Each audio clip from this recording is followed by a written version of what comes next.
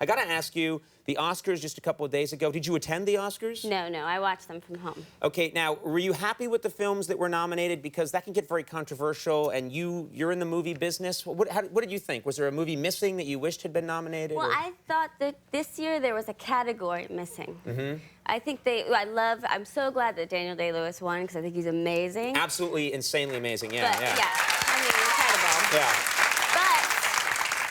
But I mean, Viggo did some naked fighting. Viggo Mortensen? I don't know if you've seen the naked fighting. Who saw the naked fighting? I didn't see the... I mean, it's insane. What? He does...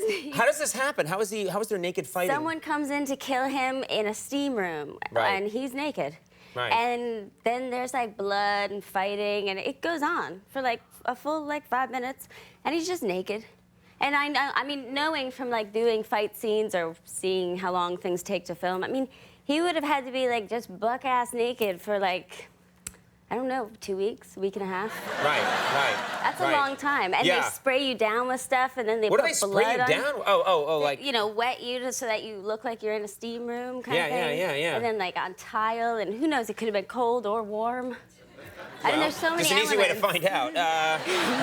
There are just so many elements involved that it's a very, very strong choice to As go a with the guy, I mean, you're naming just some of the problems, but fighting naked in general would be uncomfortable. Right, you know, that's if what I'm there's high saying. kicking and stuff. I know, that's why I'm saying that he deserves an award simply for the naked fighting. There should be a naked fighting Oscar, is what you're saying. Some kind of thing. Yeah, with a special Oscar that has genitalia. Yes, that would be appropriate. Ideas that I have. Yeah. You know, you've been coming on the show since the very beginning, since 1993. You've been coming on the show, and I've always been impressed with you're very well spoken. And I was talking to someone today, and they said that you weren't allowed to watch TV growing up; that you were encouraged to read instead. Yeah, we weren't really. We were only allowed to watch the Cosby Show once a week. Because it was educational. I guess. Yeah. So that's a sweater. Yeah. It has a lot of colors. But I was taught, my sister wanted to be a school teacher, so she taught me how to read when I was really young.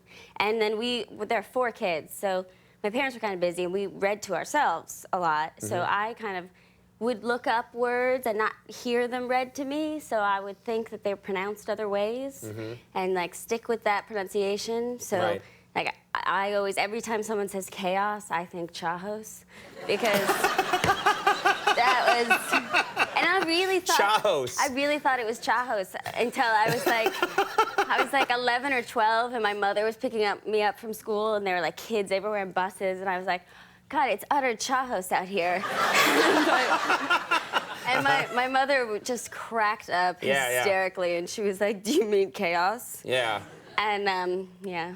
I would have just stuck with, like, no, Chahos. Well, I did. I was sure that there were 2 ways of pronouncing it, and my way was okay. The big way out is, I've heard it both ways. That's what you say in that, you know, if you mispronounce, like, yeah, Massachusetts. That's not it. Oh, I've heard it both ways. It's like, no, you haven't. Well, what do you like to read now? What kind of things do you like? Right now, I'm reading, well, I've been reading a lot of magazines because I've been doing a lot of traveling, but they don't always have my favorite magazine because I love Psychology Today. What? It's like my geeky... You say that like, you know, the magazine everyone loves, Psychology Today. Well, I love it. I love it. It's a great... I mean, it's kind of like my geeky, you know, guilty pleasure. Right. And they never have it at airports, so now I'm starting to read it online. And they really have some interesting stuff on there. Like what? Well, like the last article I read was all about how we choose our mates based on like the way we really smell. Because you're really smelling somebody's immune system, and you're smelling the opposite immune system to yours, so that together, filling in the holes, you would create a child with like the perfect immune system. That's... I mean, if that's happening, it's happening on a very subconscious level. Well, yeah, that's what they're saying. Because I didn't, like, smell my wife's head, you know, when I met her. No, they're saying it is subconscious. Okay. But they are saying that that one of the main complaints that they hear from women in marriage, in couples counseling, is, I just hate the way he smells. Really? Yeah. That's true? That's people... It's one of the most popular complaints from a wife that is not getting along with a husband. When I was dating, I used to pour vanilla extract on my pants and just walk around. And be like, ladies, anybody? No! That was sad. Let's take a quick break, because we have a lot more to talk about. Okay. We'll have more with Christina Ricci in just a second, so stick around.